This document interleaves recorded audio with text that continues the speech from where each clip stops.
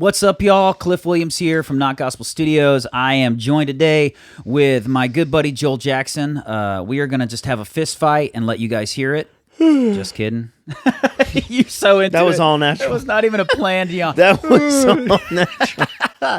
Oh, we are just talking about some life hacks for if you want to be in a band, you want to start playing, and you want to do some things that'll just help you get on the right path. This is sort of like Start a Band for Dummies type podcast. We got combined, almost 30 plus years experience in trying to make music, make Christian music. And so that's what this podcast is about. This is not gospel. When you said I can't really speak into the road stuff, I didn't know that. So there's a lot about you playing a band and your music thing that I just don't know about. Okay. Like, you know what I mean? Yes. And so it must be very different from my Dude. like what I'm familiar with. Yeah. So if you had, from your perspective of being in Christian music, if you had life hacks for people who want to be in a band, want to start a band or whatever, things that you've learned on the road, that if you started them in the very beginning, or not on the road, if things that you learned from being in a band and doing music, Yeah.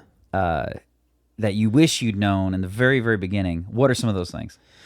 The first is the importance of social media, online following, because my first Christian band. So I was in 3 Christian bands over 10 years, 3 Christian bands in one break stint or whatever. So realized the importance of social media, because the first one was big locally, but we did not pay as much attention to Facebook or Instagram or any of that stuff. Okay.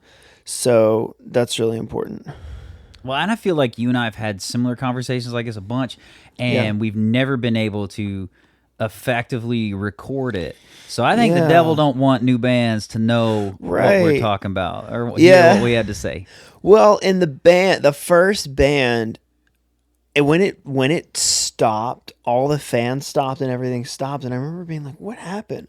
So we didn't have any content. We had a YouTube page with, at that time, this was a lot of videos. There was maybe 20 videos on YouTube. Okay. But across any other platforms, nothing. So it's like, it just went away. And do you think now, if you don't hit the other platforms and you're just doing one of them, like if you're not on TikTok, if you're not hamstringing yourself or something? you're done. Instagram, they've already, Gary Vee's already talking about it. He's a big social media influencer. Instagram's going down. TikTok. So who's Gary Vee? Is he Christian or is he just No, he's like a social media influencer. He talks Okay. about he's multimillionaire business investor, whatever. Of course, they all are. Well, and he's the dude. He's the dude that told me 4 years ago to get on TikTok. Really? So, or he made a video saying everybody needs to get on TikTok because it's the new thing right now. Dude, I know it is. But it's not dance videos anymore. And I never went on there and made dance videos. I just uploaded my music. You didn't make videos. a dance video? No, it's never did that. So bands get on social media. That's my first. So the first thing you wish, but dude, you've been 10 years at it. So I've been. So you're saying now, obviously, social media is now not necessarily what it was 10 years ago. It's a bigger deal now, and TikTok wasn't even a thing 10 years ago. It's a way big. Back then, your product was your CD. Yeah. Now, I believe your product is your social media, and if you don't have social media, you're done. Okay, so I came from touring ourselves to exhaustion. Yeah. I've told stories to you of the first big tour we got on. We hand built the stage out of wood and screws and whatever, and then I was up for 53 hours, no sleep, driving from show to show that first weekend. One of the things I wish somebody had told me, or the life hack that I know now in bands that I didn't know then, is I wish somebody had told me how important, and this is funny, way off from what we're talking about, how important drinking water was. Because, okay, so there's an abundance of coffee. You're always going to have Red Bulls or caffeine. Everybody's like, oh, you need energy, caffeine. But so now I have a degenerated disc in my lower back. And the chiropractor and the doctors told me that part of that is from dehydration because your discs require water. Okay. And so I spent years of hauling gear, lifting it the wrong way, and you work yourself when you're young to exhaustion. Nobody told me how important, just slam it. If you're going to drink a Coke, drink 3 bottles of water. You know what I'm saying? Dude. So like a life hack for me is like, if you're in a band and you're going to tour and you're going to work your butt off and you're going to sweat all day and you're going to do summer festivals and all the awful things and you got to drink like 10 bottles of water a day. Well, now here's what's funny. Now they have those like pedal boards. I guess they call them the like helixes or whatever. So you don't even need an amp and you just plug it into the PA and it sounds 10 times better than an amp ever would through a PA. Well, I mean, like, that's what true. Mikey. That's what Scoop uses is the helix. Scoop uses that. Mikey uses a version. I mean, it's just like a modeling amp thing. He has a little amp modeler on his tiny little. And it pedal sounds board. Great. It sounds great. Yeah, dude. Also, the social media thing is for sure. I wish somebody had told us the significance of social media. Yeah. I also think I wish somebody had told me, had explained to me where the money goes. I wish somebody had said, by the way, P.S., you can make a living doing music, but if you want to, but remember this, there's no retirement plan. I wish somebody had told me that there's no retirement plan. So if you're gonna do music, you can make a living while you're doing music, but think about this. Are you going to be touring at 70 years old? Not all of us are like Keith Richards and like Steven Tyler and Aerosmith and all that stuff. Like, not all of us are going to be touring when we got grandbabies, just at the house. And I don't even know that I want to do that if I got grandbabies. I want to spend time with the grandkids. Yeah. So, and there's no guarantee people are going to be interested in your music when you're 70. You know what I mean? Like getting like a side hack. I think I noticed the first time I went on the road with you guys just doing video stuff, I noticed how much time there was in the day to do whatever. And I remember at first thinking, oh my gosh, what am I going to do? And I was bored for the first weekend during those times. And then the next weekend that's when I started making all the content and doing I'm like, there's so much time in the day.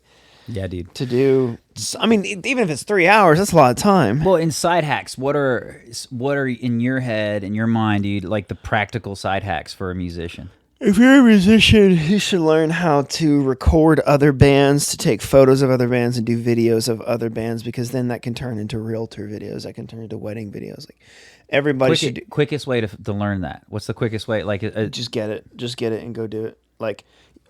Are there YouTube hacks that you're like, hey man, I checked out this channel when I was trying to photo or whatever? You just need to go do it. YouTube it. I mean, obviously YouTube how to do the stuff, but I know the audio engineering for a fact is 10 times harder than anything. Like you can learn videography and photography very well in a year. Audio engineering will take you 5 to 10 years to even be semi-competent.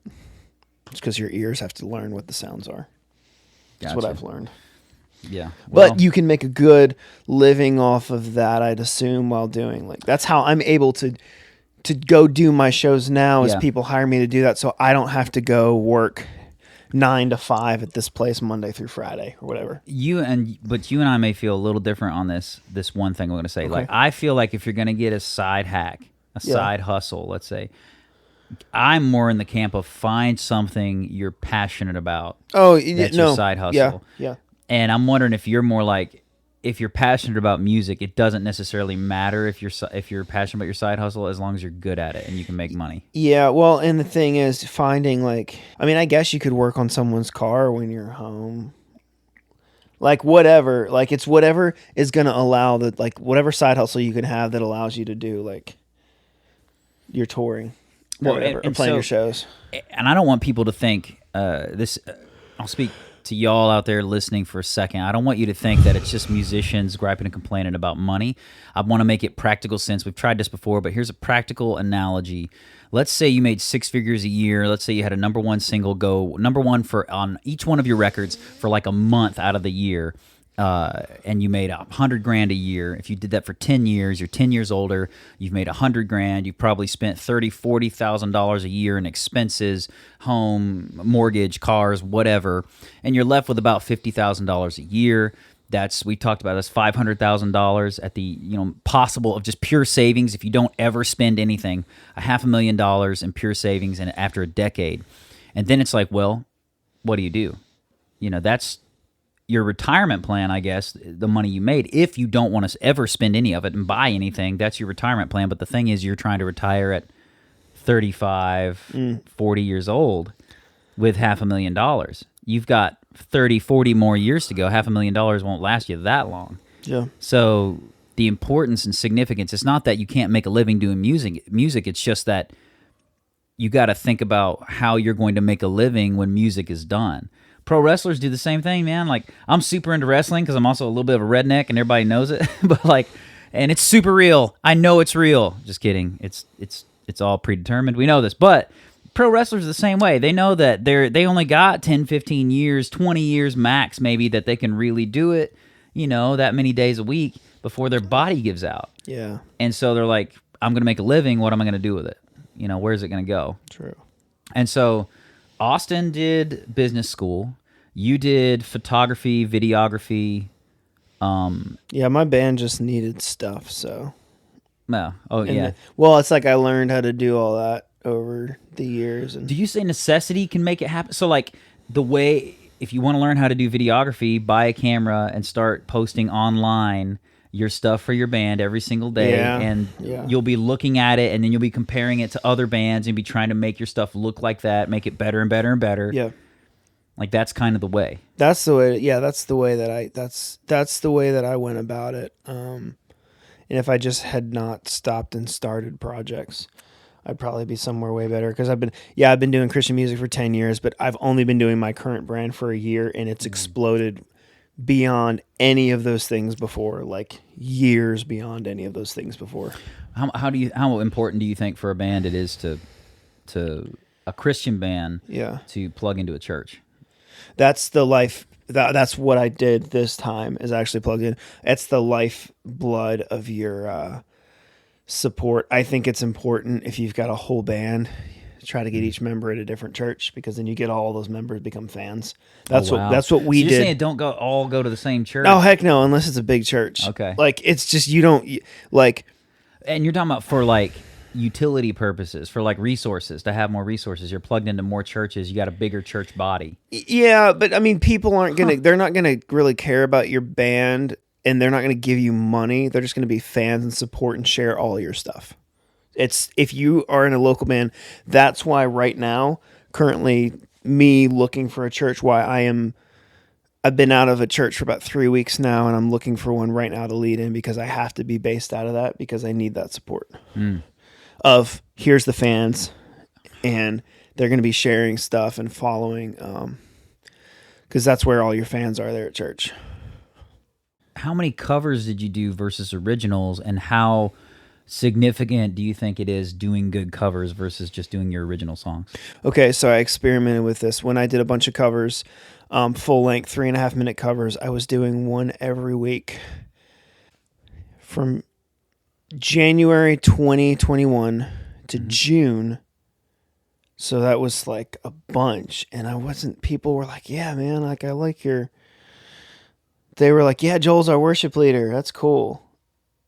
They weren't listening to anything. And then last November, I started doing an original every single month. Then they saw me as any other artist, as real as any other artist.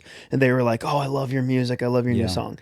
So you have to do that. I would do 30-second TikTok covers or 15-second TikTok covers, post that on there, and then you have your new song coming out every single month. Record it yourself if you have to. So if you're a new artist, if you're going to do covers now, if you're trying to be a new Christian artist, if you're going to do covers now, you're saying do Shorts, 15 to 30 seconds. The chorus of a cover, and then release a full-length new song? Yeah, it was super cool 10 years ago to do a big, full, your own version cover of a song and throw it on YouTube and everyone would watch it. Now, it's not happening. Dude, I think that's still where a lot of bands are. They think that do a cover and do it really good or whatever, versus just show a snippet of a cover and then do an original. Well, and the thing is, the cover is going to take all your time and energy. Like, it's going to, as opposed to where you need to put your other focus at. What if your originals suck? I'm just gonna say, if they suck? If your originals suck, you need to get with a good writer, and that's where you have to get lucky. You have to find your champion, and for me, it became Mikey. Oh, okay. Or Mikey, and he just started helping me write. For us, I think in the very beginning, we worked with Scotty Wilbanks, who's a killer producer, and he plays keyboards with. Now he's with Luke Bryan, But he produces great music, and he helped us write some songs on our first record. But then kind of the breakthrough was when we sat down with Ian Eskelin and Tony Wood in Nashville. And from there, lots more co-writing sessions happened. Who would you say back then so for me, I have a picture in my head. I could almost make an action figure of my fan. Okay. Oh. Who was your... Yeah, I know. This is important. This is very important. Life hack, know your audience. Yeah, dude. My fan, if you go... Like, it's any person in church, basically, and they're usually age 30 and up. Okay. That's my fan base right now. Dang. All right, so... What was your fan back in... Like, when you guys were building Dude, here's the thing. What we've realized... Okay, so when we were first building, our fans... were was it youth group kids? 18 or the youth group 15 to 25-year-old like misfits. Yes. Okay. Those were the outcasts, like the oddities. I hate to say those kind of words, but that's what we were. Mikey talks about it on some of our videos, how he dressed all in black and he liked skateboarding and he painted his fingernails when he was in school. Like he was one of the misfits. Yeah. And those were our people. In fact, our first song to get on the radio, it was this song "Alive in You." It got put on Air One when Air One back was like alternative rock and roll. It got put on Air One on Mixology, where people could go in and vote for the song, and it got played 3 times, I think, in an hour or 2 hours, however long Mixology was, once a week. It got played 3 times in the course of that span of time. Got voted up so many times, so finally they said they're going to add it to the regular rotation. Air One did. And those are like the misfits, like the youth group kids or whatever. Here's the tricky part. Flash forward 15 years from Alive in You, or 12 years, or whatever, however long that song is.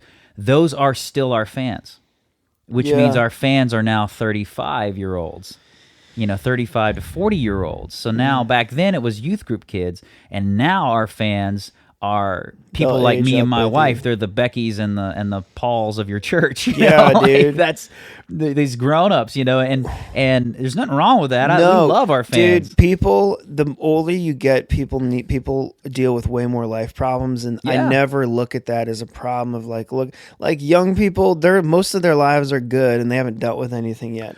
So when I'm looking out at my audience and they're age 30 to 60, I'm like, heck yeah, because these people are in it. Well, and some of it's organic because when I got older, I got married, I got bills, I got kids. And so you look at one I'm running to, that song, Midnight, staring at the bills and rubbing red eyes. It's like, ain't no 15-year-old kid really relates to that. Dude. You know what I mean? Like, and I'm not speaking their language at that point.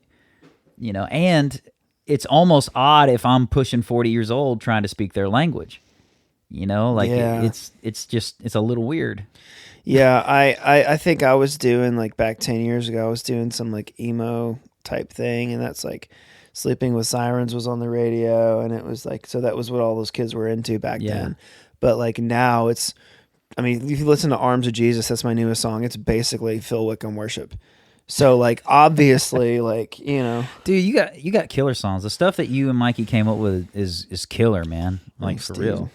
And he's got great musical instincts. You do too, man. You got killer musical instincts. Not that we don't get on this couch just to blow smoke up each other's rear end here. Like, we want to hopefully provide something that's useful for people. Here's what's interesting is back 10 years ago, to get our band big, we recorded a 4-song EP. I recorded a 4-song EP, and I got members to play it. I just found people that could play whatever, and we did. They could play. They did more. They were better than I was when I started. I couldn't even play, dude. And we recorded that, and we went and bought like 100 CDs from Walmart. And we just gave it out. Mm-hmm. So that was the thing, and that's what got us big, because all the kids, whatever, would put the CDs in the cars and do that. CDs are not a thing anymore. That is not the product anymore. So like now, in my mind, your product is your social media and your music video. Not your song. You have to have your video with that, and that's what you distribute. Because that's 10 years ago, they were saying, when we walked in this church on Sunday morning, they said, we listened to your song and we love the CD. Yeah. Now I go in and they say, oh, I saw your video on YouTube and I love it. Oh, okay. That's what they're saying now. Okay, so dude, This might be a little scary to talk about because some people be like, no, you can't say that in the industry or whatever. But one thing I would say to bands is, and it's what you're talking about. You're talking about hired a band or got some players and guys came in and played the stuff. If you're a band making music and you're struggling and you're struggling in your instrument, let's say, or whatever. I have a story about our first record. I could not play the parts in the studio. I struggled. And I could play the parts. It just would take forever to play the parts in the studio. There's a difference in playing live and playing in the studio. There are whole, like, there are tons of musicians that are just studio musicians. They don't even play live. That's their goal. That's their job. They get paid to play in the studio. It's a different beast.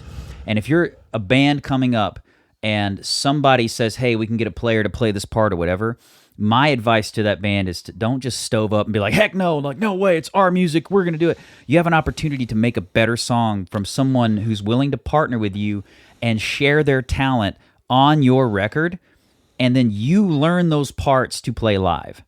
You become a better player, and you are more efficient in the studio, and your product is better with it. If somebody had told me that earlier on, I would have struggled way less with letting go and letting someone else come in and add their talent and add their value to a song, because that was a big thing. I think it's a big thing for anybody. If you're a guitar player or whatever, and somebody comes in who's been a professional for 20 years, it's hard to swallow the pride and the ego and be like, okay, you can play that lead, bro, or whatever, versus saying, no, I want to do it. It's like, do you want the product to be better? Do you want the song to be its best? Do you want somebody to be able to add their talent and their value to it? Or do you just want to be able to say, for your pride's sake, that I played it on the record?